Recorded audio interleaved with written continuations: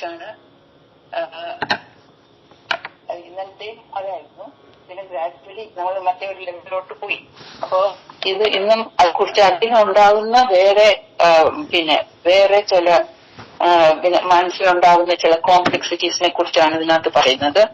പിന്നെ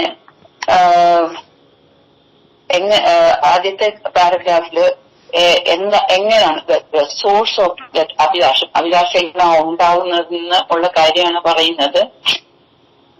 അത് പിന്നെ അയവിറക്കുന്നത്, അതായത് എങ്ങനെയാണോ ഒരു പശു പുലുക്കുന്നതിന് ശേഷം വിശ്രമിച്ച് അയവിറക്കുന്നത്, അതുപോലെ മനസ്സും പുറത്തേക്ക് നോക്കി ഇന്ദ്രിയം വഴി ഗ്രഹിച്ചതെല്ലാം അയവിറക്കുന്നു. അതിനെക്കുറിച്ച് ഇങ്ങനെ ചിന്തിക്കുന്നു. സാമൂഹിക ജീവിയായ ഒരു മനുഷ്യന്റെ മനസ്സ് ഒരു തവണ അല്ല പല തവണ പുറം ലോകം ആയി ഇന്ററാക്ഷൻ മൂലം അതിൽ നിന്ന് പലതും ഗ്രഹിച്ചതിനെ കുറിച്ച് അയവിറക്കും. അപ്പോൾ മനസ്സിന്റെ പുറത്തോട്ട് ഫോക്കസ് ചെയ്യാനുള്ള പ്രേരണ ഉണ്ടാക്കുന്നതാണ് മനസ്സ് തന്നെ ഉണ്ടാക്കുന്നതാണ് പുറത്തോട്ട് നോക്കാനുള്ള ആ പ്രേരണത. ഇനി വാട്ട് നെക്സ്റ്റ് ഒന്ന് അറിയാൻ, അതായത് ഇതിനെ ആണ് അഭിലാഷം എന്ന് ഗുരുജി പറയുന്നത്. തെറ്റിദ്ധാരണകൾ വെച്ച് അത് ഒരു സുഖം നൽകുന്നുണ്ടായിരിക്കാം. ആ സെൽഫ് ഡിസ്കവറി, അതായത് ഇനിഷ്യൽ സ്റ്റേജ് ഓഫ് ഭൗതിക ലോകത്തിൽ നിൽക്കുമ്പോൾ ആ ഒരു സെൽഫ് ഡിസ്കവറി, ലോവർ സെൽഫ് ഡിസ്കവറിക്ക് പാട്ടായിട്ട് വരുന്നതാണത്. അത് പിന്നെ താൽക്കാലികമായിട്ടൊരു സുഖം തരും. പക്ഷെ പിന്നീട് ഉദ്ദേശിക്കുന്ന സഫലീകരണം കിട്ടുന്നില്ല, അഭിലാഷങ്ങളുടെ സഫലീകരണം കിട്ടുന്നില്ല എന്ന് കാണുമ്പം പിന്നീട് അവന് അസംതൃപ്തനും നിരാശനും ആയി മാറും. എങ്കിലും അവൻ ആ ആഗ്രഹങ്ങൾ ഉപേക്ഷിക്കില്ല. എപ്പോഴെങ്കിലും സഫലീകരണം നടക്കും എന്നുള്ള ആ പ്രതീക്ഷയിൽ ആ അസംതൃപ്തികളും നിരാശകളും എല്ലാം അവന് വെച്ചുകൊണ്ട് അവന് മുന്നോട്ട് പോകും. പിന്നെ വേറൊരു ലോകം സൃഷ്ടിക്കും, അവന് ഭാഗ്യം ലഭിക്കും എന്നുള്ളൊരു ആ സ്വപ്നലോകത്തിലോട്ടും പോകും. അപ്പം സ്വപ്നസഞ്ചാരിയായ ഒരു അങ്ങനെ ജീവിച്ചു പോകും. അപ്പൊ ഒരേ മനസ്സ് തന്നെ എന്തൊക്കെ ക്രിയേറ്റ് ചെയ്യുന്നു, പലതരം ലോകങ്ങൾ സൃഷ്ടിക്കുന്നു. ഒരു വ്യക്തിയിൽ തന്നെ പലതരം ലോകങ്ങളും സൃഷ്ടിക്കും. അപ്പൊ കോംപ്ലക്സ് അങ്ങനെ ഓരോരുത്തരും അസ്തിത്വത്തിൽ നിന്ന് എത്ര അകലുന്നു എന്ന് നമുക്ക് ബോധ്യം ആകേണ്ടതാണ്. നമുക്ക് നന്നായിട്ട് അറിയണം ഇങ്ങനത്തെ ആ കോംപ്ലക്സിറ്റി എത്രമാത്രം വരുത്തി കൊണ്ടുവരുന്നതെന്ന്. ആ മനസ്സ് ബേസിക്കലി ഒരു അഭിലാഷം മൂലം പലതരം ലോകങ്ങൾ ഒരു വ്യക്തിയിൽ തന്നെ സൃഷ്ടിക്കുന്നത്. പിന്നെ മനസ്സ് ആഗ്രഹിക്കാൻ ഒരു കാരണമുണ്ട്. കാരണം മനസ്സ് ദ്വന്ദ്വത്തിലാണ് നിൽക്കുന്നത്. മനസ്സിന്റെ ഒറിജിൻ തന്നെ ഡ്യുവാലിറ്റിയിലാണ്. ഈ രീതിയില് ഞാൻ വേറെ, ഒരു ഭേദബുദ്ധി, ഞാൻ വേറേത്, പുറത്തേത് വേറേത്, ഞാനും നീയും, അല്ലെങ്കിൽ ഞാന് സത്ത വേറെ, ഈ രീതിയിൽ, അല്ലെങ്കിൽ ഞാൻ ഭോക്താവും ബാക്കിയുള്ളത് പുറത്തേതോ നീയോ, എന്തായാലും ഭോഗ്യവസ്തു എന്നുള്ള രീതിയിൽ ആ ബന്ധത്തിൽ നിൽക്കുന്നത് കൊണ്ടാണ് ഇത് ഇങ്ങനെ ഒറിജിനേറ്റ് ചെയ്യുന്നത്. മീൻസ് ആ അഹംബുദ്ധി, I am of greater priority than anything else around me. അങ്ങനത്തെ ഒരു ചിന്താഗതിയോടാണ് ഇങ്ങനത്തെ ഒരു അവസ്ഥയെ കൊണ്ടെത്തിക്കുന്നത്. മനസ്സ് അത് തീർച്ചയായിട്ടും സത്യം ഉണ്ടാക്കുന്നതായിരിക്കത്തില്ല. അപ്പോ ആ അവിദ്യാമൂലം ബഹിർമുഖത്ത് ഉള്ള ആ മനസ്സിന് മറ്റേ ഇന്ദ്രിയങ്ങളിൽ നിന്നും ഗ്രഹിക്കുന്ന ആ ഫുഡ് എന്താണോ അതനുസരിച്ച് അത് പ്രോസസ് ചെയ്തിട്ട് ആ തലത്തിൽ കൺസെപ്റ്റ്സ് ഉണ്ടായിട്ട് അവിടെ നിന്ന് ഉടലെടുക്കുന്നതാണ് ഈ ദ്വന്ദ്ം. സോ അത് definitely the origin is the mind it self. അപ്പൊ അതിനകത്ത് ആ അഹംബോധം അതായിരിക്കും അത് ക്രിയേറ്റ് ചെയ്യുന്നത്.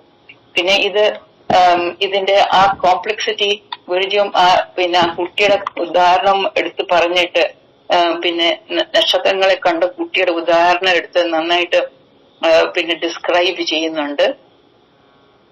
പിന്നെ അവന്റെ ആഗ്രഹത്തിൽ നിന്നും ഉണ്ടായ പിന്നെ ഭാവനയും പ്രതീക്ഷയും ഭാഗ്യത്തിനെ കുറിച്ചുള്ള സ്വപ്നവും അല്ലാതെ ഒരു സ്വപ്ന ലോകവും ഒക്കെ നമ്മുടെ സങ്കീർണമായ മനസ്സിനെ ആണ് ചൂണ്ടിക്കാട്ടുന്നത്. പിന്നെ മൂന്നാമത്തെ പാരഗ്രാഫില് അപ്പൊ നമ്മൾ തന്നെയാണ് ആ കോംപ്ലക്സ് മൈൻഡ് ഉണ്ടാക്കുന്നത്. ഇപ്പൊ ഒരു സാധകന് ആഗ്രഹം ഉണ്ടാകാം, കാരണം for example he can have മോക്ഷപ്രാപ്തി കിട്ടണം എന്നുള്ള ഇച്ഛ ഉണ്ടാകാം. അത് അപ്പൊ പക്ഷെ നമ്മൾ മനസ്സിലാക്കണ്ടേ അതൊരു വേറെ ഫേസ് ആണ്, അതിലോട്ട് പോകുന്ന അതൊരു വേറെ ഫേസ് ആണ്. ഇപ്പൊ ഒരു പിന്നെ നമ്മൾ ഇപ്പം ഈ രണ്ടിന്റെ ഇടയ്ക്ക് നിൽക്കുന്ന പലരുടെയും ഒരു അവസ്ഥയുണ്ട്. പിന്നെ മനസ്സ് സ്റ്റിൽ ഫങ്ഷനിങ് ബേസ് ലെവലിലുണ്ട്, അങ്ങേ അറ്റം വരെ ഒന്നും സത്തയിൽ എത്തിയിട്ടില്ല. അതുകൊണ്ട് അപ്പൊ ഇടയ്ക്ക് കിടക്കുമ്പോൾ നമ്മള് ആ സാധകൻ നമ്മളെ ഓരോ അഭിലാഷങ്ങളെ കുറിച്ചുള്ള അതിന്റെ പിന്നെ എന്താ മീനിങ്ലെസ്നെസ് മനസ്സിലാക്കണം, അർത്ഥശൂന്യത. കാരണം ആ ആഗ്രഹത്തിന്റെ സ്വഭാവം നമ്മള് പഠിക്കേണ്ടതാണെന്ന് ഗുരുജി പറയുന്ന ലാസ്റ്റ് പാരഗ്രാഫിൽ. അതായത് പിന്നെ അതെങ്ങനെ ഉണ്ടായത്, ആ ആഗ്രഹം എങ്ങനെ ഉണ്ടായി, ആ ഭേദബുദ്ധി വിചാരം ചെയ്യണം, വിചാരമാർഗം വഴി അതായത് തിരിച്ചറിയണം ഇത് എങ്ങനെ ഉണ്ടായി ആഗ്രഹം, പിന്നെ എവിടെ നിന്നാണ് ഉണ്ടായത്. അപ്പൊ ആ ബഹിർമുഖത്തിൽ എന്ത് കണ്ടിട്ട് ഉള്ളിൽ എന്ത് ഭാവം വന്നിട്ടാണ്, ഭേദബുദ്ധി വന്നിട്ടാണോ, പിന്നെ എപ്പോഴാണ് ആഗ്രഹം വന്നത്, എന്തിനാഗ്രഹം വന്നത്, നമുക്ക് ഒരു പിന്നെ അഹംഭാവത്തിൽ നിന്ന് എന്തെങ്കിലും ഒന്ന് നേടാനുണ്ടെങ്കിലും അങ്ങനെ ഏതാണ് സോഴ്സ് എന്ന്, അങ്ങനെ ആഗ്രഹം എന്തുകൊണ്ട് വന്നു എന്നുള്ള കാര്യത്തോട് അറിയണം. പിന്നെ ഈ ആഗ്രഹം വന്നാൽ എങ്ങനെയാണ് എന്നെ പിന്നെ എന്റെ മനസ്സിനെ പിന്നെ അസ്വസ്ഥനാക്കുന്നത്, എന്ത് ചലനങ്ങളാണ് അത് ഉണ്ടാക്കുന്നത്, ഇതൊക്കെ ആത്മവിചാരം ചെയ്ത് നമ്മൾ മനസ്സിലാക്കേണ്ടതാണ്. പക്ഷെ ഇത് ചെയ്യുന്നത് പിന്നെ ഡിസ്ക്രിമിനേഷൻ ചെയ്യുമ്പം തീർച്ചയായിട്ടും നമ്മൾ വിചാരിക്കും ഡിസ്ക്രിമിനേഷൻ തീർച്ചയായിട്ടും നിരീക്ഷകനല്ല, പിന്നെ ഒരു വിവേക ബുദ്ധി നമ്മൾ ഉപയോഗിക്കേണ്ടതാണ്. ഈ സമയത്ത് ഈ വിവേക ബുദ്ധി ഉപയോഗിച്ച് നമ്മൾ ഈ വിചാരമാർഗം ചെയ്യുമ്പോ ഈ സമയത്ത് ഒരു ഉത്തമ സാധകൻ ധ്യാനാത്മക മനസ്സ് പിന്നെ എടുത്തിട്ടുണ്ടെങ്കിൽ നിരീക്ഷണം നിലനിർത്തി സത്തയുടെ അടുത്തായിരിക്കും, അല്ലെങ്കിൽ സത്തയിൽ ആകും. അപ്പൊ അത് നിലനിർത്തിക്കൊണ്ടായിരിക്കും ഈ ഇതിനെ ഒക്കെ ഒബ്സർവ് ചെയ്യുന്നത്. അപ്പൊ നമ്മൾ സാധകർക്കൊക്കെ ഉണ്ടാവുന്ന അതേ ഒരു പ്രതിസന്ധിയാണിത്. അപ്പൊ ഇങ്ങനെ നമ്മള് പിന്നെ ഈ ആഗ്രഹങ്ങളെ പഠിക്കുന്നത് വിവേക ബുദ്ധിയും കൊണ്ട്, ആഗ്രഹങ്ങളെ കാണുന്നത് നിരീക്ഷകനും. അപ്പോ ഇത് നടന്നുകൊണ്ടിരിക്കും.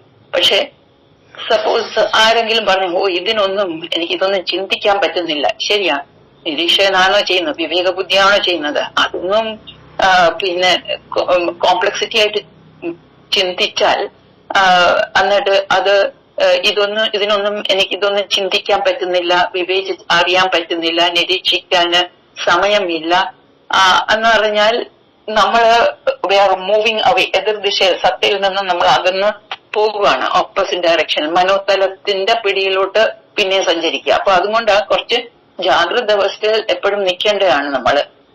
പിന്നെ വിചാരം പിന്നെ ഈ വിചാരമാർഗവും അതിൽ നിലനിൽക്കേണ്ടതാണ് നമ്മള്. അതിന്റെ പിന്നെ the reason for that is you are given a life to live. അത് ജീവിക്കാനാണ്. അപ്പൊ അത് ജീവിക്കാനാണ് നമ്മള് പിന്നെ തൊഴിൽ ചെയ്യുന്നത്. പിന്നെ അല്ലാതെ നമ്മൾ തൊഴിൽ ചെയ്യാൻ മാത്രമല്ല ജീവിക്കുന്നത്. ജീവിതത്തിന് വേറെ ഒരു അർത്ഥമുണ്ട്. ജീവിതത്തിൽ നിന്നാണ് നമ്മള് പിന്നെ അന്തർമുഖത്വത്തിൽ നിന്ന് ബഹിർമുഖത്വത്തിൽ നിന്ന് അന്തർമുഖത്തിലോട്ട് പോകാൻ തന്നെ ഒരു ഇതാണ് ഒരു ക്രിയേഷൻ ഓഫ് ദ ഡിവിനിറ്റി. പിന്നെ പ്രകടമായിട്ടുള്ള ഈ പ്രപഞ്ചവും അതിനകത്ത് നയിക്കുന്ന ആ ജീവിതവും ലൈഫും it teaches us many things. അപ്പോ ജീവിതം കണ്ട് അനുഭവിക്കണം. അനുഭവിച്ച് പിന്നെ അതിൽ ഉള്ള ന്യൂനതയും ലിമിറ്റേഷനും മനസ്സിലാക്കിയിട്ട് സംവേദനകളും പിന്നെ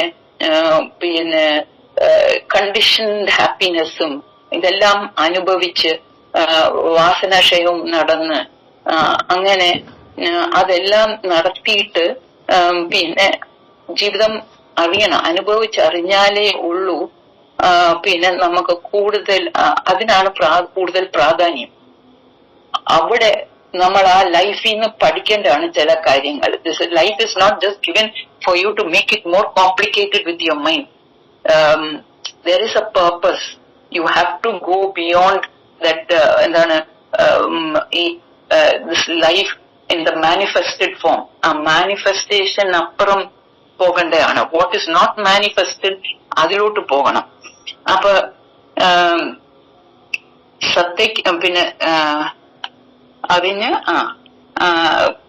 അപ്പൊ അതിന് കൂടുതൽ പ്രാധാന്യം കൊടുക്കേണ്ടതാണ്. സത്യത്തിൽ പറഞ്ഞാൽ ഈ പക്ഷേ തൊഴിലൊക്കെ നടന്നോളും, പക്ഷെ ജീവിതത്തിൽ സത്യയോട് നിൽക്കാനുള്ള അതിന് ഇമ്പോർട്ടൻസ് കൊടുക്കണം, അതിന് പ്രാധാന്യം കൊടുക്കണം. അപ്പൊ അതിനും ആ സത്യക്കും ആ ഇമ്പോർട്ടൻസ് ഉണ്ട് എന്ന് തിരിച്ചറിയുക വേണ്ടത്. പിന്നെ ഇപ്പൊ മനസ്സിലാക്കേണ്ട ഒരു കാര്യം, ഇതൊക്കെ നടക്കുമ്പം അങ്ങോട്ട് സഞ്ചരിക്കാൻ ആ ഡയറക്ഷനിൽ സഞ്ചരിക്കുമ്പം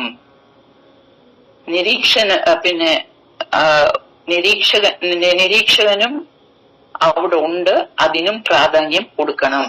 സത്തയിലോട്ട് സഞ്ചരിക്കുമ്പം ആ നിരീക്ഷകനും പ്രാധാന്യം കൊടുക്കണം.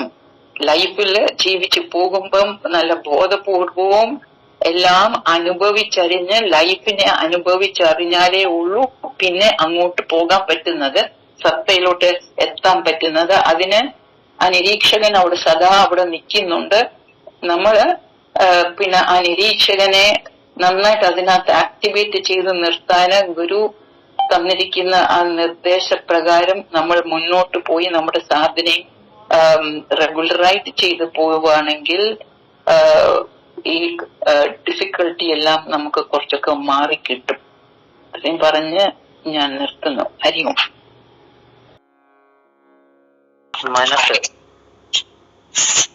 മനസ്സ് ഭാവനാലോകത്തിലാണ് നിലനിൽക്കുന്നത്.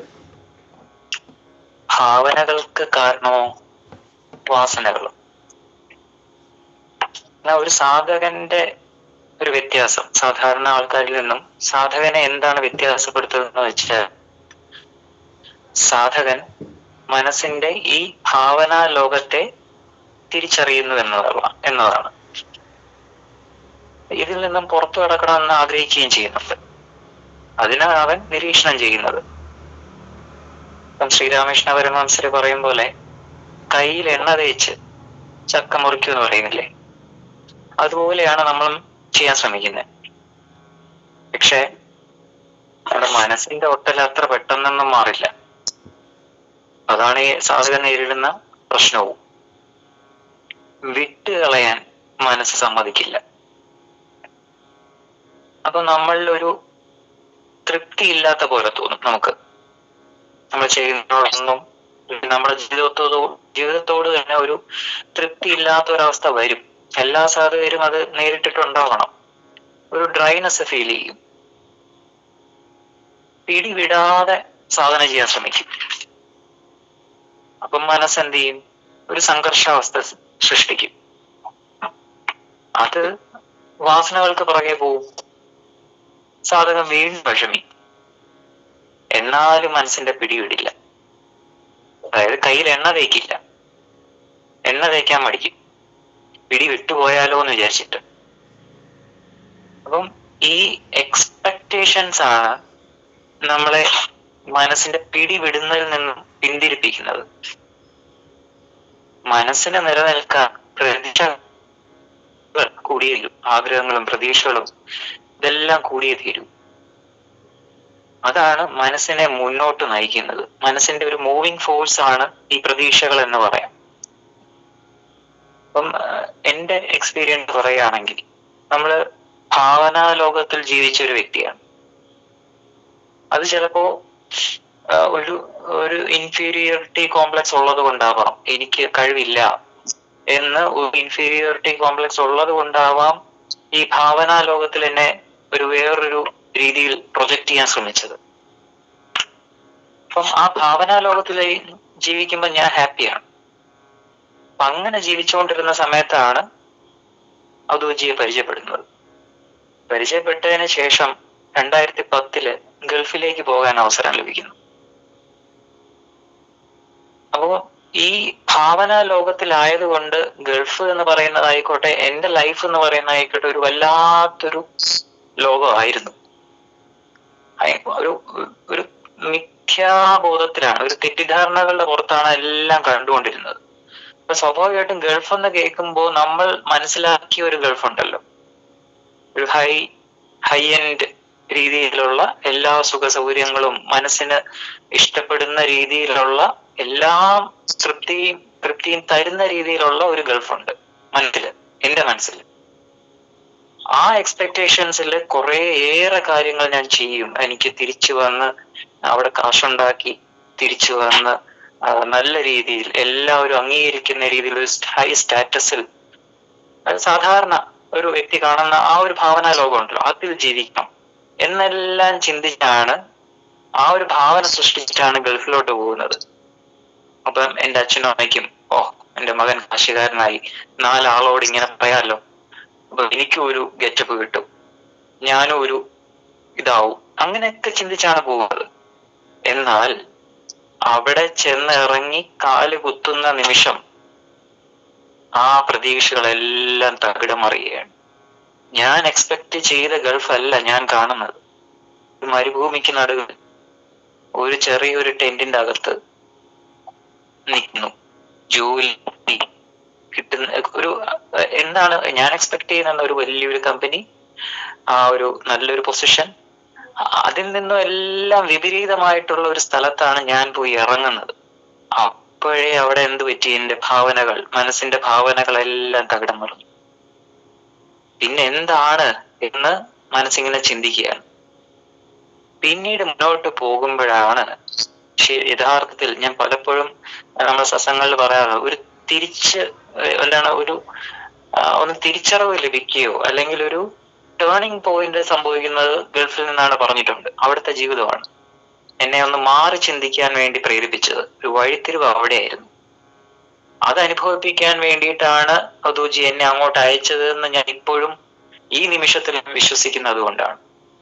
ഇല്ലായിരുന്നെങ്കിൽ, ആ ഒരു രീതിയിലോട്ട് പോയില്ലായിരുന്നെങ്കിൽ ഞാൻ ഒരിക്കലും വഴി തിരിയോ ഒരു നേരായിട്ടുള്ള വഴിയിലേക്ക് വരില്ലായിരുന്നു. അപ്പം അവിടെ പോയപ്പോഴാണ് എത്രയോ ബുദ്ധിമുട്ടി കഷ്ടപ്പെട്ട് ജീവിതത്തിന്റെ ലക്ഷ്യം നേടാൻ വേണ്ടി, ഓരോ നിമിഷവും ജീവിക്കാൻ വേണ്ടി കഷ്ടപ്പെടുന്നവരെ കാണുന്നത്. അപ്പൊ ഞാൻ ചിന്തിച്ചു, ഞാൻ എത്രയോ സുഖസൗകര്യത്തിലാണ് ഇവിടെ ജീവിച്ചത്. ഒരു ലക്ഷ്യബോധം ഇല്ലാതെ ഞാൻ ജീവിച്ചു, മനസ്സിന്റെ ഭാവനാ ലോകത്തിൽ ജീവിച്ചു. എത്ര സമയം ഞാൻ വേസ്റ്റ് ആക്കി എന്നുള്ളൊരു തിരിച്ചറിവ് അവിടെ നിന്നാണ് വരുന്നത്. അപ്പം ആ മനസ്സിന്റെ എക്സ്പെക്ടേഷൻസ് എങ്ങനെയൊക്കെ നമ്മളെ കൊണ്ടുപോകും എന്നാൽ ഒരു യഥാർത്ഥ തിരിച്ചറിവ് ലഭിക്കുമ്പോഴാണ് അതിന്റെ കറക്റ്റ് റൂട്ടിലോട്ട് പോകുന്നത്. അപ്പം ലക്ഷ്യമില്ലാതെ നമുക്ക് ജീവിക്കാനാവില്ല. അങ്ങനെ ജീവിക്കുന്നതിൽ ഒരു അർത്ഥവും ഇല്ല. എന്നാൽ മനസ്സിന്റെ ഭാവനകളെയും ആഗ്രഹങ്ങളെയും പ്രതീക്ഷകളെയും ലക്ഷ്യമാക്കിയാൽ അതിനെ ലക്ഷ്യം എന്ന് വിളിക്കാൻ തന്നെ എങ്ങനെ സാധിക്കും? മനസ്സ് തന്നെ മാറിക്കൊണ്ടിരിക്കുന്നതാണ്. അപ്പൊ അതിന്റെ ലക്ഷ്യം മാറിക്കൊണ്ടിരിക്കും. അത് ലക്ഷ്യമല്ല, തെറ്റിദ്ധാരണകൾ മാത്രമാണ്. പ്രതീക്ഷയില്ലാത്തവനായിരിക്കണം സാധകൻ. അതിന് അവൻ നിരീക്ഷകനാകണം. മനസ്സിനെ വിവേകത്തിന്റെ സഹായത്താൽ നിരീക്ഷിച്ച് അതിനെ യഥാർത്ഥ ലക്ഷ്യത്തിലേക്ക് തിരിക്കണം.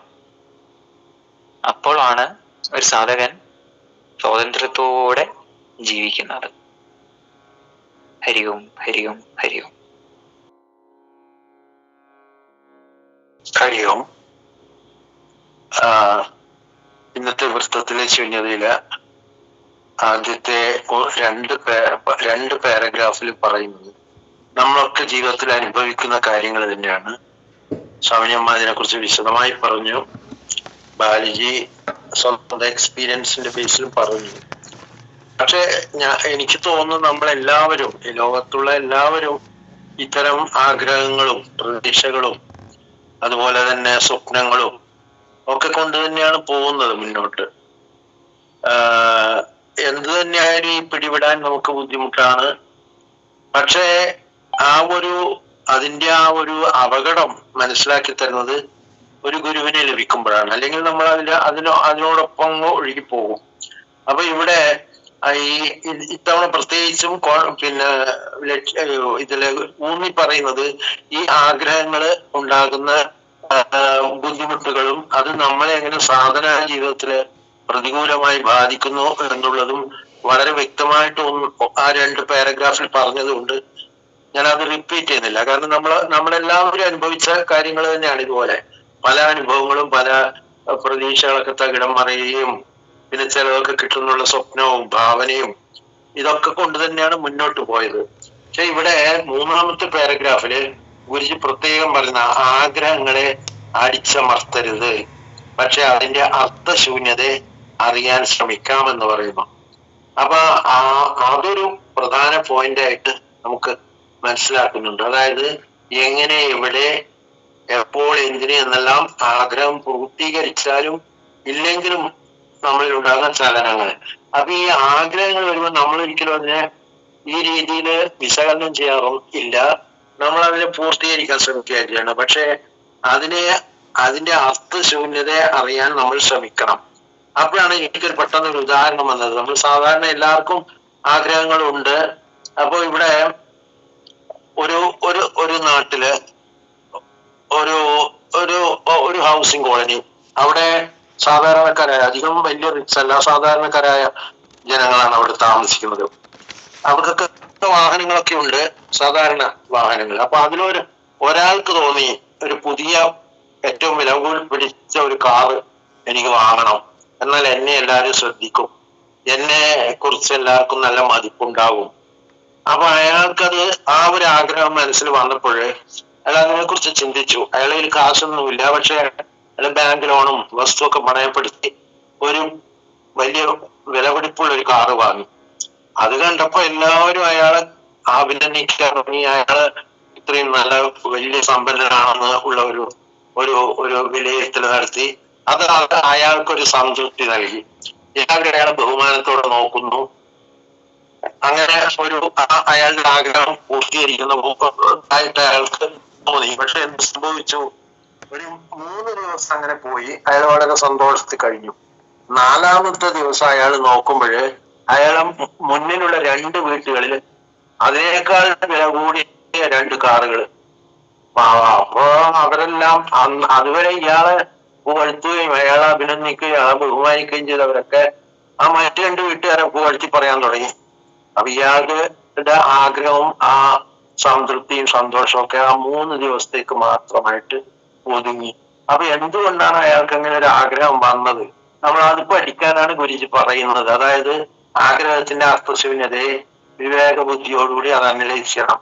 എങ്ങനെ, എവിടെ നിന്ന്, പിന്നെ ഈ ആഗ്രഹങ്ങൾ എവിടുന്ന് വന്നു എന്ന് ചോദിച്ചാൽ നമുക്ക് പറയാം, നമ്മൾ അഹത്തിൽ നിന്നാണ് ഈ ആഗ്രഹങ്ങളൊക്കെ. അഹത്തിനെ തൃപ്തിപ്പെടുത്താനുള്ളതാണ് ഇത്തരം ആഗ്രഹങ്ങൾ. അപ്പൊ എന്തിനു വന്നു എന്ന് ചോദിച്ചാൽ ആ സമൂഹത്തില് ഒരു അംഗീകാരം കിട്ടുക, എല്ലാവരിൽ നിന്നും ബഹുമാനം കിട്ടുക, അത് അഹത്തിന്റെ ഒരു ആവശ്യമാണ്. അപ്പൊ എന്തിനെന്നുള്ളത് ആ ആഗ്രഹ പൂർത്തീകരണത്തിന്. എങ്ങനെ ഈ ആഗ്രഹം വന്നെന്ന് പറഞ്ഞാൽ അയാൾക്ക് അയാളെ കുറിച്ച് തന്നെ സ്വയം ഒരു മതിപ്പില്ലായ്മ. ഇങ്ങനെ നടന്നാൽ എന്നെ ആരും ശ്രദ്ധിക്കില്ല, അപ്പൊ എനിക്കൊരു മതിപ്പ് വേണമെങ്കിൽ ഒരു വലിയൊരു കാർ, ഒരു സ്റ്റാറ്റസ് സിമ്പൽ അത് വേണമെന്നുള്ളതാണ്. അങ്ങനെയാണ് അയാൾക്ക് അത് എങ്ങനെയാന്നുള്ളതിന്റെ ഒരു ഉത്തരം. പിന്നെ എപ്പോൾ എന്ന് പറഞ്ഞു കഴിഞ്ഞാൽ അയാള് ഇതുപോലെ ഒരു കാറ്, ഒരു വലിയ കാറിൽ വലിയൊരു ധനിക ബിസിനസ്സുകാരൻ ഇങ്ങനെ വലിയൊരു കാറിൽ പോകുന്നത് കണ്ടു. അപ്പോഴാണ് അയാൾക്ക് തോന്നിയത്, ഓ ഇതുപോലെ ഒരു കാറ് വാങ്ങിക്കഴിഞ്ഞാൽ എനിക്കും ഇതുപോലെ ആൾക്കാരുടെ ഇടയിൽ നല്ല ഒരു ബഹുമാനവും അംഗീകാരവും ഒക്കെ കിട്ടുന്നു. പക്ഷെ എന്തു പറ്റി, ആ വിവേക ബുദ്ധിയോടുകൂടി നമ്മൾ അതിന്റെ ചലനങ്ങളെ നിരീക്ഷിക്കുകയാണെങ്കിൽ ആദ്യം അയാളുടെ ആഗ്രഹത്തിന്റെ ആ ആഗ്രഹത്തിന്റെയും പ്രതീക്ഷകളുടെയും ചലനങ്ങളായിരുന്നു. പിന്നെ ആ കാറ് വാങ്ങാനുള്ള തത്രപ്പാടും ബന്ധപ്പാടിന്റെയും ചലനങ്ങൾ, കാറ് കിട്ടിക്കഴിഞ്ഞപ്പോൾ സന്തോഷത്തിന്റെ ചലനങ്ങൾ, പെട്ടെന്ന് അത് അസ്തമിച്ചപ്പോൾ നിരാശയുടെ ചലനങ്ങൾ. അപ്പൊ ഇങ്ങനെ ഇത് സൂക്ഷ്മമായി ഇതിനെ വിവേക ബുദ്ധിയോടുകൂടി നമ്മൾ മനസ്സിലാക്കണം. ആഗ്രഹങ്ങളുടെ അർത്ഥശൂന്യത. ചിലപ്പോൾ ആഗ്രഹങ്ങൾ നേടിയാലും അത് അല്പായുസ് മാത്രമായിരിക്കും. പെട്ടെന്ന് തന്നെ നമ്മൾ ഈ ഉദാഹരണത്തിൽ പറഞ്ഞ് അദ്ദേഹം സാധാരണ ജീവിതം നയിക്കുകയായിരുന്നു. പക്ഷെ കാർ വാങ്ങുന്നതിന് മുമ്പേ അയാൾക്ക് ഉള്ളതിനേക്കാൾ നിരാശയാണ് ഇപ്പോഴും വന്നത്. അപ്പൊ ആഗ്രഹങ്ങൾ എവിടെയൊക്കെ കൊണ്ട് നമ്മളെ ചെന്നെത്തിക്കുന്നുള്ളത് ഈ വിവേക ബുദ്ധിയോടുകൂടി വളരെ സൂക്ഷിച്ച് അത് വിശകലനം ചെയ്യേണ്ടതാണ് എന്ന് ഇതിൽ വ്യക്തമായിട്ട് ആ മൂന്നാമത്തെ പാരഗ്രാഫിൽ പറയുന്നു. അപ്പൊ അത് പഠിക്കുന്നത് വിവേക ബുദ്ധിയോടുകൂടിയാണ്. വിവേക ബുദ്ധി വേണമെങ്കിൽ നമുക്ക് ധ്യാനാത്മകമായ മനസ്സ് സാധനയിലൂടെ ധ്യാനാത്മകമായ മനസ്സ് വേണം. വിചാരമാർഗത്തിൽ കൂടി നമ്മളത് ആഴത്തിൽ പഠിക്കാൻ ശ്രമിക്കണം. അവിടെ നിരീക്ഷകൻ പഠനം എന്നുള്ള പ്രക്രിയ നിരീക്ഷകൻ ചെയ്യുന്നില്ല. കാരണം നിരീക്ഷകൻ എപ്പോഴും നിശ്ചലതയിലാണ് നിൽക്കുന്നത്. പക്ഷെ വിവേക ബുദ്ധി ഉണരുമ്പോൾ ഈ ചലനങ്ങൾ ക്രമേണ മനസ്സിലാക്കി അത് കുറയും. അപ്പൊ ഇവിടെ ആഗ്രഹങ്ങളുടെ അർത്ഥശൂന്യത, ആ മനസ്സിലുണ്ടാക്കുന്ന ചലനങ്ങളെ വിവേക ബുദ്ധി സൂക്ഷ്മമായി പഠിക്കുന്നു. അതാണ് ഈ മൂന്നാമത്തെ പാരഗ്രാഫിൽ നിന്ന് മനസ്സിലാക്കാൻ കഴിയുന്നത്. അതുപോലെ ജീവിതത്തെ കാണുന്നത് എങ്ങനെ, ജീവിതത്തിന്റെ അർത്ഥം അറിയുവാൻ അത് നിരീക്ഷകൻ തന്നെ വേണം. നിരീക്ഷകനാണ് ഓരോ നിമിഷവും ജീവിതത്തിൽ ഉണ്ടാകുന്ന ചലനങ്ങൾ. അത് സത്തയിൽ നിന്ന് അകറ്റുന്നതാണോ അല്ല സത്തയിലേക്ക് നയിക്കുന്നതാണോ എന്ന് നിരീക്ഷകൻ ഓരോ നിമിഷവും നിരീക്ഷിക്കുമ്പോഴാണ് നമുക്ക് ആ ജീവിതത്തിനെ സൂക്ഷ്മമായി മനസ്സിലാക്കാൻ കഴിയുന്നത്. അതുപോലെ തന്നെ അവിടെ ഗുരുജി പരാമർശിക്കുന്നുണ്ട്, കുടുംബജീവിതം, തൊഴിൽ, ഇതൊക്കെ വേണം. അത് ശരിയാണ്. നമ്മൾ സാധാരണ ഇതിലൂടെ തന്നെയാണ് കടന്നു പോകുന്നത്. പക്ഷെ അപ്പോഴ് അതിന്റെ അത്രയെങ്കിലും പ്രാധാന്യം ഈ നിരീക്ഷണ ബുദ്ധിക്കും സാധനയ്ക്കും കൊടുക്കണമെന്നാണ് ഗുരുജി പറയുന്നത്. നമുക്ക് ജോലിയില്ലാതെയോ അല്ലെങ്കിൽ കുടുംബത്തെ ഉപേക്ഷിച്ചോ പോകേണ്ട കാര്യമില്ല. അതോടൊപ്പം തന്നെ ഈ സാധനയിലൂടെ നമ്മുടെ മനസ്സിനെ നിരീക്ഷിച്ച് ആ വിവേക ബുദ്ധി ഉണർത്തി ആ ജീവിതത്തിന്റെ ആ ചലനം എങ്ങോട്ടാണ്, സത്തയിലേക്കാണോ അല്ല സത്തയിൽ നിന്ന് അകന്നു പോകുന്നതാണോ, അങ്ങനെ പോകുന്നുണ്ടെങ്കിൽ തിരിച്ചതിനെ കൊണ്ടുവരാൻ ഈ നിരീക്ഷകന് മാത്രമേ സാധിക്കുകയുള്ളൂ. അപ്പൊ അതാണ് ഒരു വലിയ ഒരു സന്ദേശമായിട്ട് കാണാൻ സാധിച്ചത്. ഒരു കാര്യം കൂടി പറഞ്ഞു ഞാൻ നിർത്താം. ഇന്നത്തെ വൃത്തത്തിലെ ശൂന്യത തുടങ്ങുന്നത് പറമ്പിൽ മേയുന്ന പശുവിൽ നിന്നാണ്. ഒരു സാധകൻ പശുവാകുന്ന മനസ്സിനെ ആത്മവിചാരമാകുന്ന കയറുകൊണ്ട് ഗുരുവാകുന്ന വടവൃക്ഷത്തിൽ കെട്ടിയിടുക. അപ്പോൾ മനസ്സ് കറങ്ങുന്നത് ഗുരുവിനെയും ഗുരുവചനങ്ങളെയും ആ ധ്യാനമുറിയിൽ നിന്നും പ്രസരിക്കുന്ന ആ ഗുരുബോധ ബിന്ദുക്കളെയും ചുറ്റി മാത്രമായിരിക്കും. നമ്മളെപ്പോഴും ആത്മവിചാരം ചെയ്യുമ്പോൾ ആ ഗുരുസ്മരണ എപ്പോഴും നിലനിർത്തി ഈ മനസ്സിനെ അധികം പുറത്തോട്ട് അലയാൻ വിടാതിരിക്കുക. കാരണം ഏറ്റവും കൂടുതൽ സന്തോഷം തരുന്നത് ആ സത്യയോട് ചേർന്നിരിക്കുമ്പോഴാണ്. അപ്പൊ അതുകൊണ്ട് സാധകര് സാധന ചെയ്യുന്നതോടൊപ്പം എപ്പോഴും ആത്മവിചാരവും അതുപോലെ തന്നെ ഗുരുസ്മരണയും നിലനിർത്തിയാൽ അവർക്ക് ഈ നിരീക്ഷണം നേരായ വഴിയിൽ ശരിയായ രീതിയിൽ വിജയകരമായിട്ട് മുന്നോട്ട് കൊണ്ടുപോകാൻ കഴിയും എന്നാണ് ഇന്നത്തെ പുസ്തകത്തിലെ ശൂന്യതയിൽ നിന്ന് മനസ്സിലാക്കിയത്. അതുപോലെ തന്നെ അയവിറക്കുക എന്നുള്ള ഒരു ശബ്ദം, അതായത് ഗുരുകാരുണ്യത്താൽ ലഭിച്ച ആ ധന്യമായ അനുഭവങ്ങൾ, ധ്യാന ശിബിരത്തിൽ പങ്കെടുത്തപ്പോൾ ഉണ്ടായ അനുഭവങ്ങളെ കുറിച്ചൊക്കെ നമ്മൾ സാധകരൊക്കെ പറയാറുണ്ട്. അപ്പൊ നമ്മൾ ആ ഗുരുകാരുണ്യത്താൽ ലഭിച്ച ആ ധന്യമായ അനുഭവങ്ങളെ കൃതജ്ഞതയോടെ എപ്പോഴും അയവിറക്കുന്നതാണ് ഒരു സാധകൻ. ഉത്തമ സാധകൻ അയവിറക്കേണ്ടത് ആ അനുഭവങ്ങളും ആ ഗുരുവിനോടുള്ള കൃതജ്ഞതയുമാണ്. ഇത്രയാണ് പറയാനുള്ളത്. ഹരി ഓം. ഇന്നത്തെ വൃത്തത്തിലെ ശൂന്യതയില് എനിക്ക് ഒരു കോംപ്രിഹെൻസീവായിട്ട് ഗുരുജി പല കാര്യങ്ങളെയും കുറച്ചുകൂടി ഒരു നമ്മളിലേക്ക് കുറച്ചുകൂടി ഇറങ്ങി വന്ന് കുറച്ചുകൂടി നമുക്ക് വിശകലനം ചെയ്ത് വിശദീകരിച്ച് ചെയ്യുന്നതായിട്ടാണ് എനിക്ക് തോന്നിയത്.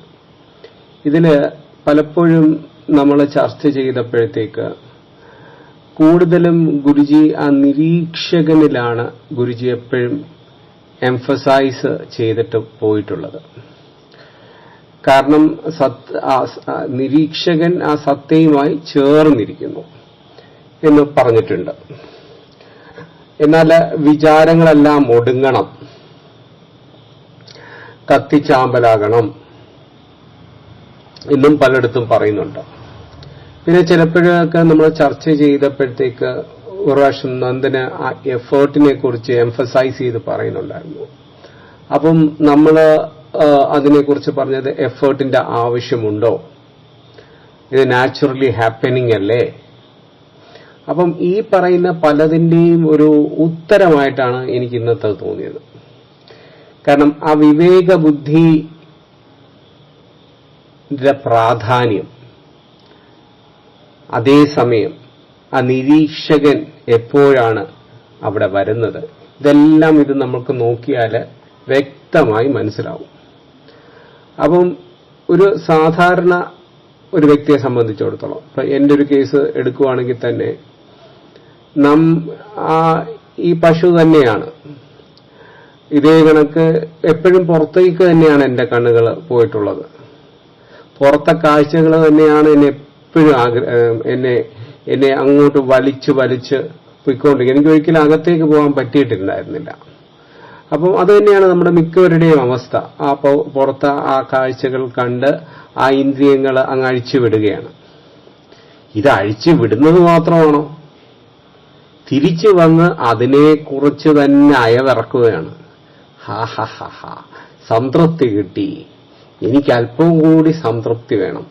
അപ്പൊ ഒരു മനസ്സമാധാനം എന്ന് പറഞ്ഞൊരു സാധനം ഈ ഒരു അപ്പൊ വെച്ചാൽ he is always external, even in his dream he is external.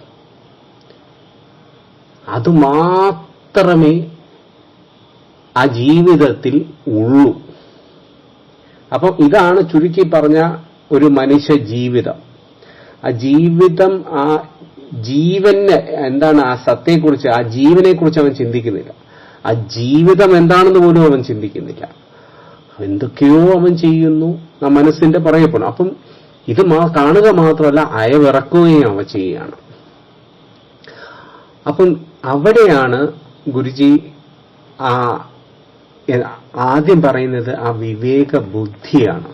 കാരണം ആഗ്രഹങ്ങൾ വരുമ്പോൾ നമ്മൾ അതിന് പുറകെ പോകുമ്പോൾ എന്താണ്, അതിന് വേണ്ടിയിട്ട് നമ്മൾ ആ ആഗ്രഹ സാധീകരണത്തിന് വേണ്ടിയിട്ട് നമ്മൾ എഫേർട്സ് എടുക്കുകയാണ്.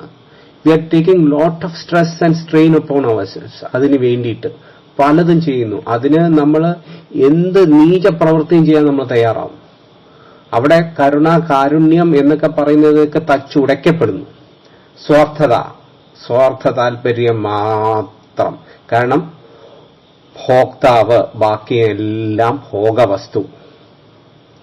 ഇത് മാത്രമേ നിൽക്കൂ. അതാണ് മനസ്സിന്റെ രൂഢ മൂലമായിട്ടുള്ള അഹത്തിന്റെ പ്രതീകാത്മകമായ രൂപം. ഇതിൽ നമ്മൾ മയങ്ങിക്കിടക്കുകയാണ്. അപ്പം ഇത് സാറ്റിസ്ഫൈ ചെയ്യാനായിട്ട് നമ്മളിങ്ങനെ എഫേർട്ട് എടുത്തുകൊണ്ട് പോവുകയാണ്. അപ്പം ഇത് സാധ്യമാവുമോ? അപ്പൊ ഇതിലേക്ക് പോകുമ്പോഴത്തേക്ക് മുറിവുകൾ പറ്റുവാണ് നമുക്ക്. എത്ര അത് ഒരു എക്സാമ്പിൾ ഇങ്ങനെ പറയുന്നുണ്ടായിരുന്നു. അത് ഇത് എന്താണ്, ഒരു സൂർദാസിന്റെ കഥയാണ്. അതില് പറയുന്നത് വെച്ചാല് ഇദ്ദേഹത്തിന്റെ അമ്മ മരിച്ചുപോയിട്ട് രണ്ട് ദിവസമേ ആവുന്നുള്ളൂ. ഇദ്ദേഹത്തിന്റെ ഭാര്യയോട് ഭയങ്കരമായിട്ടുള്ള അഭിനിവേശമാണ്. ഒരു ദിവസം പോലും മാറി നിൽക്കുവാൻ കഴിയത്തില്ല. അപ്പം മരണം നടന്നുകൊണ്ട് ഭാര്യയും കുഞ്ഞും വേറെ അടുത്ത് നിൽക്കുകയാണ്. ഇവര് രണ്ട് ദിവസമായപ്പോൾ ഇദ്ദേഹത്തിന് ആഗ്രഹങ്ങൾ, ആസക്തി ഇങ്ങനെ വരികയാണ്. രണ്ടാമത്തെ ഭയങ്കര പെരുമഴ. ഇദ്ദേഹം പോകുമ്പോഴത്തേക്ക് മഴ കാരണത്തേക്ക് അവിടെ ഭയങ്കര ഒരു പുഴ കടന്നു പോകണം. ഭയങ്കര ഒലിപ്പാണ്. അത് വീണാൽ മുങ്ങിപ്പോവും. അപ്പോഴത്തേക്ക് ഇദ്ദേഹം ഒരു തടിക്കഷ്ണം കാണും. തടിക്കഷ്ണത്തിൽ പിടിച്ച് എങ്ങനെയെങ്കിലും അപ്പുറത്തെത്തും. അവസാനം വീട്ടിലെത്തുമ്പോൾ അർദ്ധരാത്രി സമയം, കതവൊക്കെ അടച്ച് ഭാര്യയും കുഞ്ഞുമൊക്കെ ഉറങ്ങി. ഇവന് അപ്പം നോക്കിയപ്പോഴത്തേക്ക് ഒരു കയറ് കിടക്കുന്നു ജനലിൽ നിന്ന്. അപ്പൊ തൂങ്ങിപ്പിടിച്ച് സൂര്യദാസ് മുകളിലെത്തും. എന്നിട്ട് ഭാര്യയുടെ അടുത്ത് നിന്ന്, പ്രിയതമേ ഞാൻ എത്തി. അപ്പൊ പറയണ എന്ന് വെച്ചാല് നിന്നെ അപ്പൊ അന്തം വിട്ട് നോക്കുകയാണ് വൈഫ്. ഈ സംഭവം മരിച്ച 2 ദിവസം അയാളുടെ അർദ്ധരാത്രി ഈ സമയത്ത്. അപ്പം ഇത് എന്താ, he's trying to project that നിന്റെ സ്നേഹം കാരണം ഞാൻ വന്നതാണല്ലോ എന്ന് വിചാരിക്കും. അപ്പോഴത്തേക്ക് ഷീസ് ടെല്ലിങ് ഹിം, നിങ്ങൾ ഭയങ്കരമായി നാറുന്നുണ്ടല്ലോ. യഥാർത്ഥത്തിൽ ആ പുഴ കടന്നപ്പോൾ തടി എന്ന് പറഞ്ഞ് ഇദ്ദേഹം പിടിച്ചത് അഴിഞ്ഞ മൃതശരീരമായിരുന്നു. ഈ കയറെന്ന് അവൻ പിടിച്ച് മുകളിലേക്ക് കയറിയത് ഒരു പെരുമ്പാമ്പായിരുന്നു. അപ്പോൾ വൈഫ് ഒരു ചോദ്യം ഇവന്റെ അടുത്ത് ചോദിക്കും, നീ ഇപ്പോ കാണിച്ച ആ ഒരു ഇതുണ്ടല്ലോ, ആഗ്രഹം, ഒരു പൂർത്തീകരണത്തിനുള്ള ആഗ്രഹം ഈശ്വരന്റെ നേരെ നിനക്കുണ്ടായിരുന്നെങ്കിൽ എന്നൊരു ചോദ്യം ചോദിച്ചു. അതാണ് ഇദ്ദേഹത്തെ സൂർദാസാക്കി. ആ ഭാര്യയെ ആ ഗുരുവായി സ്വീകരിച്ചു. ജീവിതം ആ ലക്ഷ്യം മാറ്റി. അപ്പോൾ അതായിരിക്കണം ആഗ്രഹിക്കേണ്ടത്, ആ സത്തയിലേക്കായിരിക്കണം. അപ്പം ആ ആഗ്രഹം നമ്മൾ ആ സത്തയിലേക്ക് നമ്മൾ എങ്ങനെ നമുക്ക് കൊണ്ടുപോകാൻ പറ്റും? അപ്പം ആ വിവേക ബുദ്ധി എങ്ങനെയാണ്? അതാണ് ഫസ്റ്റ് സ്റ്റെപ്പ്. അപ്പം ഒരു പ്രാവശ്യം സംസാരിച്ചു, ഞാനും നന്ദനുമായിട്ട് സംസാരിച്ചു. നന്ദൻ പറഞ്ഞിട്ടുണ്ടായിരുന്നു എഫേർട്ട് വേണം. ഞാൻ പറഞ്ഞ എഫേർട്ട്ലെസ് ആണെന്ന് പറയുന്നു. അതിൽ ഞാൻ ഒന്നുകൂടി എംഫസൈസ് ചെയ്യുകയാണ്. Will classify as this. വിവേക ബുദ്ധി പ്രവർത്തിക്കുന്ന സമയത്ത് നിനക്ക് എഫേർട്ട് വേണം. കാരണം നിന്നെ പ്രക്ഷുബ്ധമായിട്ട് ഈ റോങ് ഫയൽസ് അവിടെ നിനക്ക് കിടക്കുകയാണ്. അപ്പം നീ ആ പരമമായ ലക്ഷ്യം, ഇപ്പോൾ ഒരു തോട്ട് വരുമ്പം ഈ തോട്ട് എവിടെ വന്നു, എവിടെ നിന്ന് ഇത് ഉത്ഭവിച്ചു, ഇതിന്റെ അർത്ഥശൂന്യത, ഇതിന്റെ നിലനിൽപ്പില്ലായ്മ, ഇതിനെക്കുറിച്ച് അവൻ ബോധവാനായിരിക്കണം. ഇത് എനിക്ക് എത്രമാത്രം സാറ്റിസ്ഫാക്ഷൻ എനിക്ക് തരാൻ പറ്റും, ഇത് എന്നേക്കും നിലനിൽക്കുമോ, ഇതുകൊണ്ട് എന്റെ ആഗ്രഹം അടങ്ങുമോ, ഇനി അടുത്ത ആഗ്രഹം വരില്ലേ,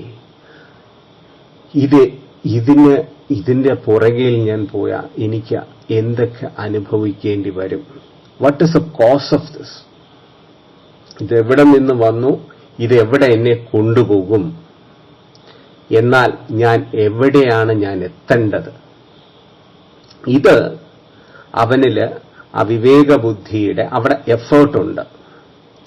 ആ എഫേർട്ട് എടുക്കുമ്പോഴാണ് അവിടെ ആ ഗുരുകാരുണ്യം, ഈശ്വര കൃപ, ആ പരമബോധത്തിന്റെ പ്രകാശം നമ്മളിലേക്ക് സാവധാനം നിരീക്ഷകന്റെ രൂപേണ വരുന്നത്. അതാണ് നമ്മളുടെ ആ ഹയർ കോൺഷ്യസ്നെസ് പ്രകാശിക്കാൻ തുടങ്ങുന്നത്.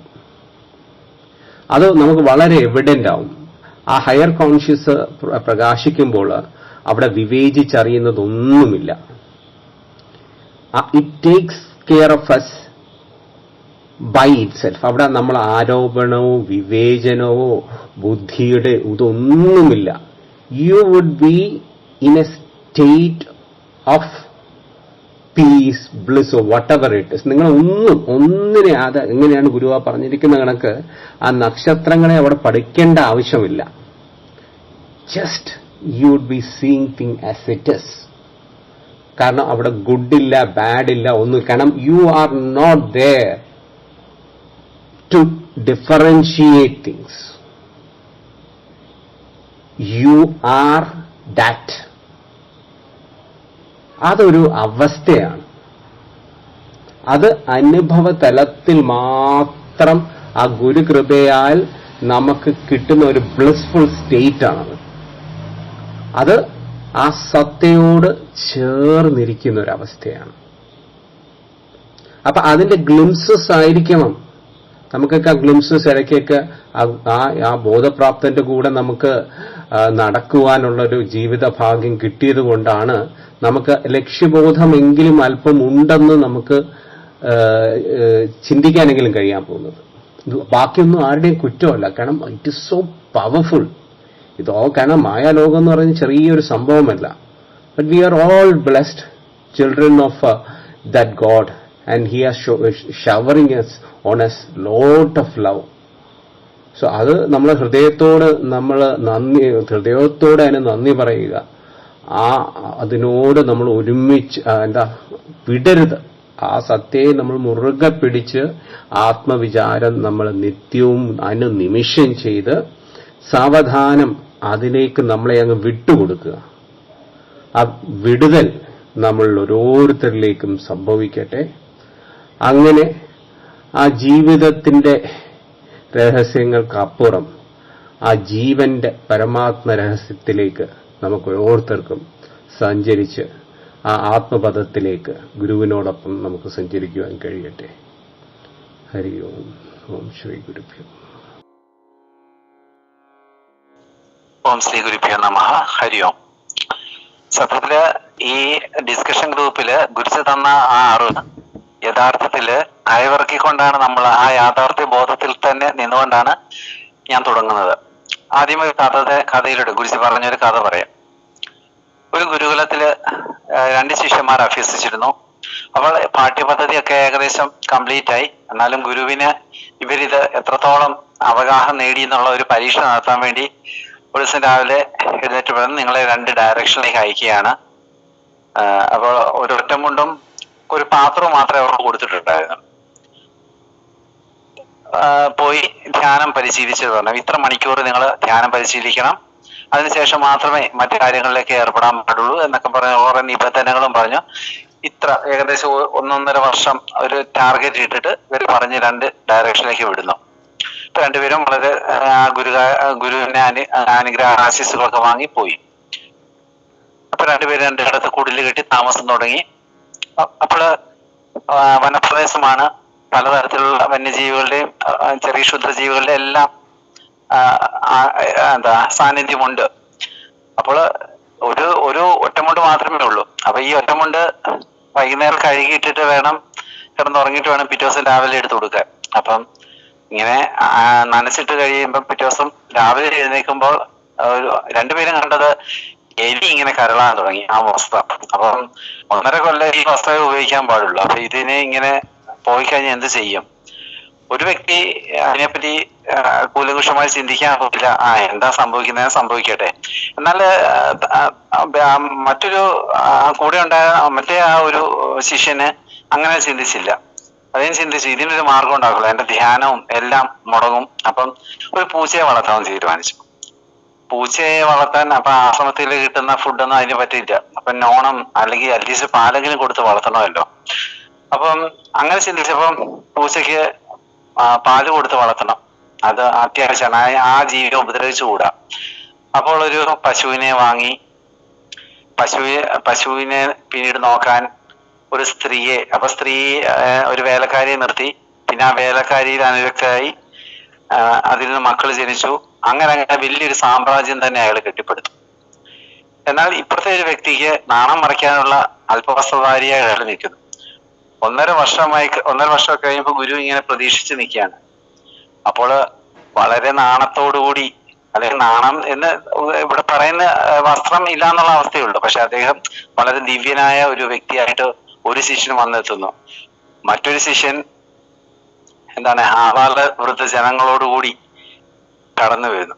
അപ്പോൾ ഇതിൽ നിന്നും മനസ്സിലാക്കാം, ആഗ്രഹപൂർത്തി നടത്താൻ വേണ്ടിയിട്ട് ഒന്നിൽ നിന്നും അടുത്തതിലേക്ക് ഇങ്ങനെ ചാടി ചാടി പോകുന്ന ഒരു അവസ്ഥ, മനസ്സിന്റെ ആ ഒരു വ്യഗ്രത, അത് നമ്മൾ തിരിച്ചറിഞ്ഞെങ്കിൽ നമ്മൾ പറയില്ലേ, ലോട്ടറി എടുക്കുന്ന പലരെയും കണ്ടിട്ടുണ്ട്.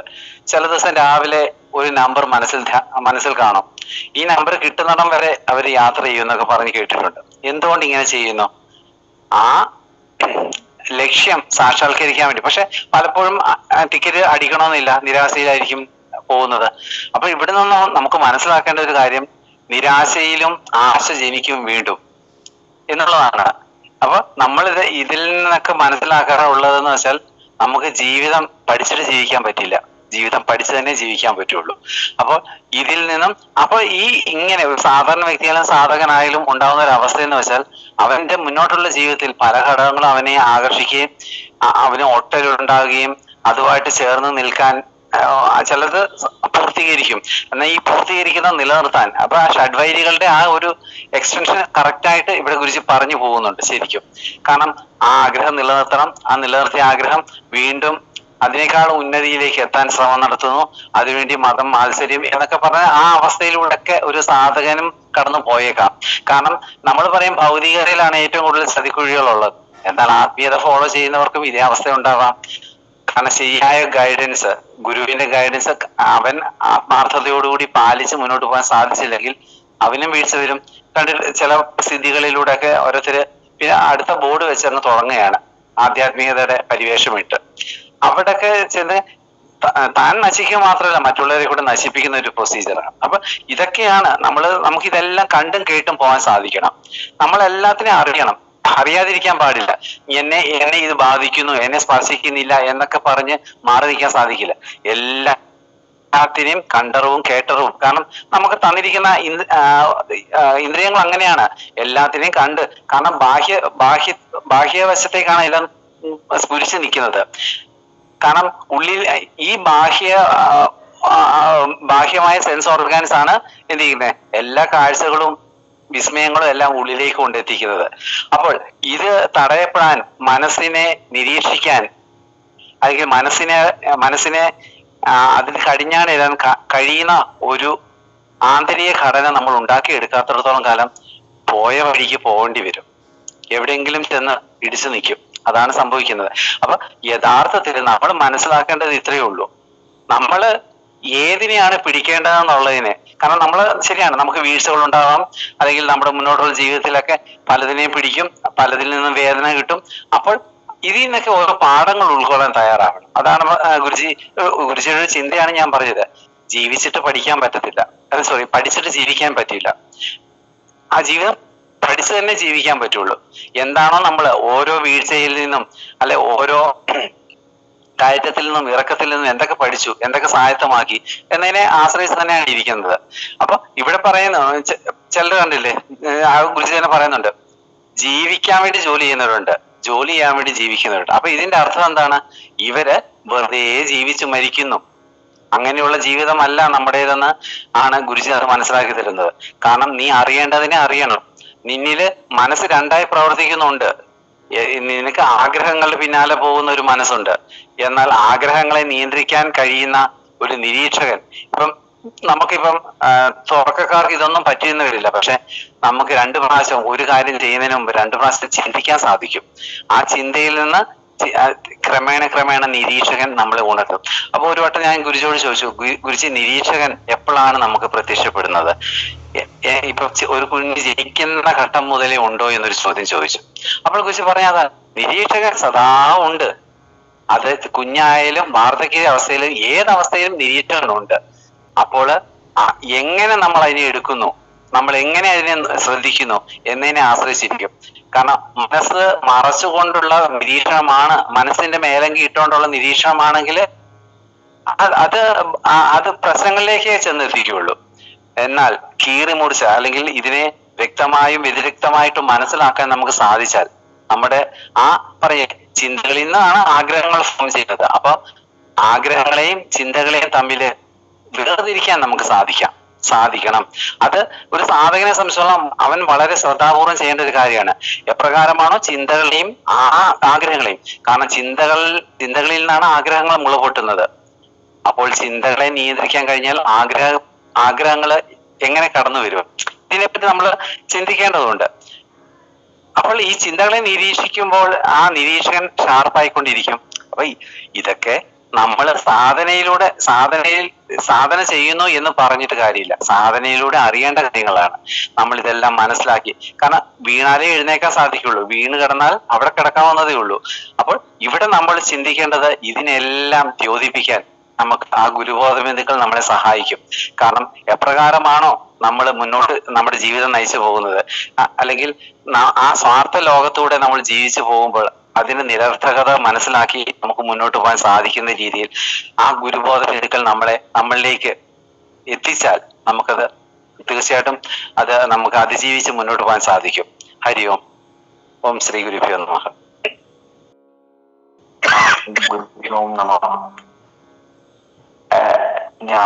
കാരണം എന്റെ ഒരു അവസ്ഥ എന്ന് പറഞ്ഞാല്, അതായത് ഭാവനകൾ അമിതമായിട്ട് സൃഷ്ടിച്ചിട്ട് അതില് സുഖം കണ്ടെത്തുക. സുഖം കണ്ടെത്തി മാത്രം പോരാ, അതിൽ അങ്ങനെ പുകഞ്ഞിരിക്കുക. അതായത് കണ്ട് മടുത്ത് എന്റെ ശരീരം തളർന്ന് മനസ്സ് തളർന്ന്, പക്ഷെ ഞാൻ സൃഷ്ടിച്ച ആ ഭാവനയുടെ സുഖത്തിൽ നിന്ന് എനിക്ക് മാറാൻ പറ്റുന്നില്ലായിരുന്നു. എന്റെ ബോഡി പോലും തളർന്ന്, ബോഡിക്ക് വയ്യ, ഇടയ്ക്കിടയ്ക്ക് തീരെ വയ്യാതാവുന്ന അവസ്ഥയായി. പക്ഷെ മനസ്സിന് ഒന്നും മതിയാവുന്നില്ല. എല്ലാ കാര്യങ്ങളും വീണ്ടും അയവിറക്കി സൃഷ്ടിച്ച് അങ്ങനെ കൊണ്ടുപോയിക്കൊണ്ടേയിരുന്നു. സ്പിരിച്വാലിറ്റി എന്നൊക്കെ പറഞ്ഞ് അതൊരു, എനിക്ക് തോന്നുന്നു വെറുതെ ഇതിൽ നിന്ന് ജസ്റ്റ് ഒന്ന് മാറി നിന്നിട്ട് ചെയ്യാനുള്ള ഒരു കാര്യം മാത്രമായിട്ട് സ്പിരിച്വാലിറ്റി വെച്ചു. ഈ സ്പിരിച്വാലിറ്റി ഞാൻ അഭ്യസിക്കുന്നത് പോലും ഈ കാര്യങ്ങളിൽ കൂടുതൽ എന്തെങ്കിലും നേടിയെടുക്കാൻ എന്ന തലത്തിലായിരുന്നു നിന്നത്. അങ്ങനെ അതായത് പുകഞ്ഞുകൊണ്ടിരിക്കുന്ന ഒരു വ്യക്തിക്ക്, കാരണം ഈ കാര്യങ്ങളൊന്നും ലഭിക്കാതെ ആ വിഷയത്തെ തന്നെ ആലോചിച്ച് പുകഞ്ഞുകൊണ്ടിരിക്കുന്ന ഒരു വ്യക്തിക്ക് കാരണം അത് പറഞ്ഞാൽ മനസ്സിലാവില്ല. കാരണം അതിന്റെ തീവ്രത എത്രയാണ്, അത് നമ്മുടെ ശരീരത്തെ ബാധിക്കും, മനസ്സിന് അതിനേക്കാളും. ഞാൻ ഗുരുജിയുടെ അടുത്തെത്തിയപ്പോഴ് സ്പിരിച്വലി സഞ്ചരിച്ച വഴികളിൽ പോലും ഇത്തരത്തില് ഞാൻ കെട്ടിയ മുറുക്കുകൾ കിടക്കുകയായിരുന്നു. മാത്രമല്ല എന്റെ ഭൗതിക തലത്തിലും എന്റെ കെട്ടെന്ന് പറഞ്ഞാല് ഞാൻ സൃഷ്ടിച്ചു വെച്ച ആ ഒരു ഭാവനാ ലോകം, അത് പറയാൻ പറ്റാത്തത്ര ആഴത്തിലായിരുന്നു. അയവിറക്കി ഈ കിടക്കുന്നതിന് മുന്നേ അയവിറക്കും, എണീക്കാൻ വേണ്ടി പോകുന്നതിന് മുന്നേ അരമണിക്കൂർ ഈ കാര്യങ്ങൾ എങ്ങനെ അയവിറക്കും. ഞാൻ സൃഷ്ടിച്ചത് വെറും ഒരു ഭാവനാ ലോകം ആണ്. അതിന്റെ ലോജിക്കിനെ കുറിച്ചോട് എനിക്ക് സംശയമില്ലായിരുന്നു. ഞാനത് എങ്ങനെ ജീവിച്ചെന്നാണ്. അപ്പം അവിടെ നിന്നാണ് ഞാൻ ഗുരുജിയുടെ അടുത്ത് എത്തുന്നത്. അപ്പം എനിക്ക് എന്റെ മനസ്സ്, ഞാൻ ഇപ്പോഴും വിചാരിക്കാണ്, കാരണം ഞാനെന്നൊക്കെ അഹങ്കാരം കൊണ്ടാണ്, പക്ഷെ ആ ഗുരു തന്നിട്ടുള്ള ആ കടാക്ഷത്തിന്റെ നന്ദി എന്റെ മനസ്സ് എപ്പോഴെങ്കിലും മറന്നു പോണെങ്കിൽ. കാരണം ആ ഗുരു വന്നതിന് ശേഷം ഞാൻ അനുഭവിച്ച പൊള്ളലുകളിൽ നിന്ന് മാറിയതാണ്. കാരണം രാത്രി ഉറങ്ങാൻ കിടക്കാതെ ഈ കാര്യങ്ങളുടെ ആഴത്തിൽ ഇങ്ങനെ ആലോചിച്ച് പുറത്തെ കാര്യങ്ങളൊക്കെ നോക്കി കാരണം എനിക്ക് എന്റെ ശരീരത്തിന് വയ്യ, ശരീരം തളർന്നു പോയി. പക്ഷെ ഇതിൽ നിന്ന് എനിക്ക് രക്ഷപ്പെടാൻ പറ്റുന്നില്ല.